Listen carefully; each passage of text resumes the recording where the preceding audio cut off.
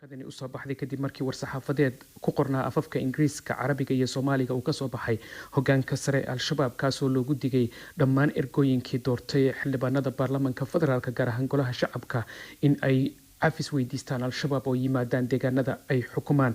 war-saxaafadeedkan oo aad u dheeraa ayaa lagu sheegay aayado fara badan oo qur-aanka ka tirsan kuwaasoo ka hadlayay waxa ay Al-Shabaab ku sheegeen in dadkani ay ku dhaceen fal ay ku tilmaameen in uu yahay gaalnimo. waxa digniintu ay ka bilaabanaysaa 15 bishan July oo maanta ah waxayna ku eg tahay bisha sagaalaad kowdeeda ama bisha September kowdeeda.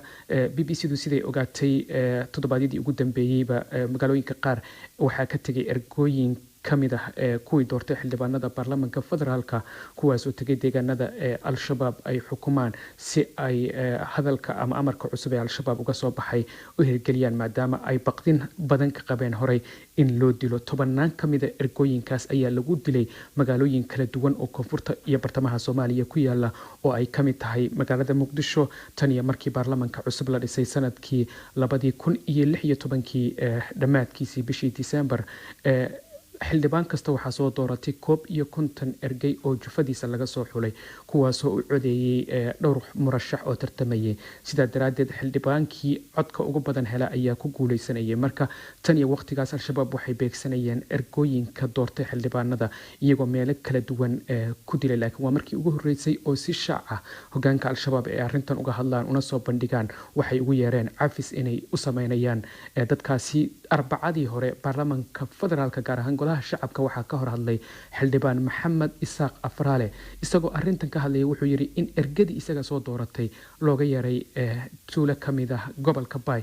mar uu arrintaa ka hadlayayna waxa uu yiri hadda waxaan maqlay saan u maaday in muxuu ergooyinkii soo doortay 275 dhammaan goobo loo yeerayo.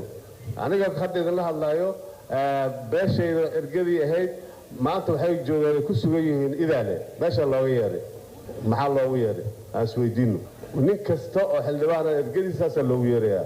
nimayow dadkaas aan u jeesano inaan dalka ka xoreyno, aan u jeesano inaan iska qabanno, aan u jeesano in muxuu ahaa dalkeena siduu hajir aan ku soo celino. waxa nala degay oo halkaana dhigay waa qabiil.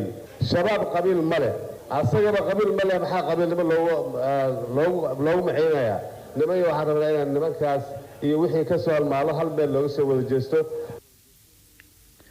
kaasi wuxuu ahaa xildhibaan Maxamed Isaaq Afraale oo toddobaadkii hore ka hor hadlayay golaha shacabka ee baarlamaanka federaalka. Faaduma Al-Shabaab waxay digniin u direen ciddii aan amarkooda qaadan oo ay ku sheegeen inay marin doonaan waxa ay ugu yeereen shareecada islaamka. laakiin dad badani waxay rumaysan yihiin inay tahay in xukunkoodii hore ee caadiga ahaa ee dadka dowladda ka tirsan ama dowladda u shaqeeya ama xildhibaanada soo doorta ay ku sheegi jireen inay diinta ka baxeen oo xukunkoodu yahay dil. laakiin ilaa hadda war cad oo ka soo baxay dowladda oo ku aadan hajabadan cusub iyo amaradan cusub